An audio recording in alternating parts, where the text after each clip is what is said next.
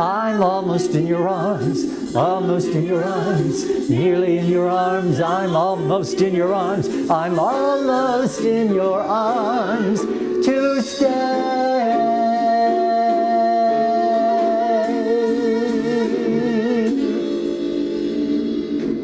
I probably will do some shows around. I have an act together now.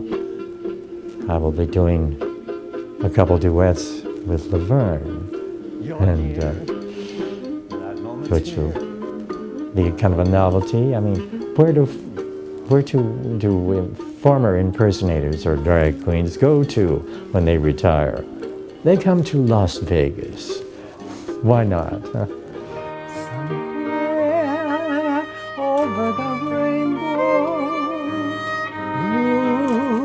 bluebirds fly.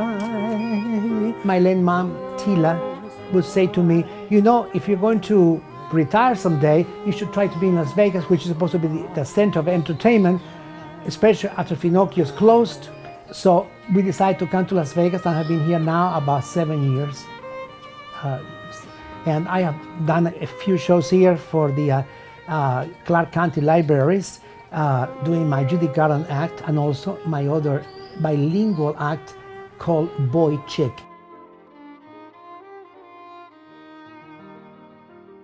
I was a boy soprano in my youth, and then in choir I took in high school. They wanted me to sing lower, and I did. So I was what was called a split voice singer because I could sing in both voices.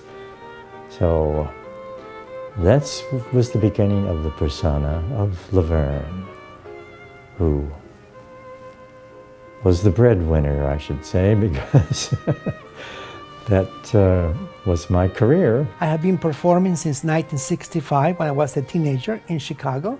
I got written in 4 books because of my Judy Garland act. I would start it in the high voice and then switch to the low voice in the middle of the song. And everything old is new again. And the audience would get, you know, kind of shook up and they'd applaud. And of course, I'm in drag all the time.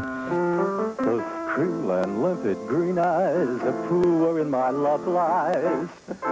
Probably the main thing that you have to do is pad for the bust line and the hips to give the illusion of shape underneath those beautiful gowns that I wore so many of.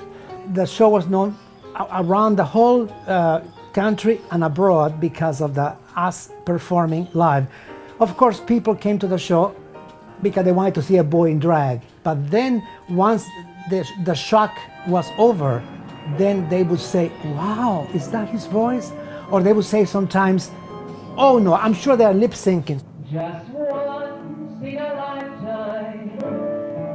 These are some of the famous movie stars that I got to meet during my lifetime, like Tony Curtis, Liberace. But Pinocchio's, there'll probably be no place like that again. And it just went on for 63 years.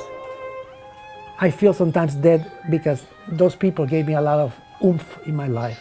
Pinocchio's closed in 1999. Now I had left in 82. I think I had the longest run at Pinocchio's, 26 years in one club. It's a long time. You'll find that life is still worthwhile if you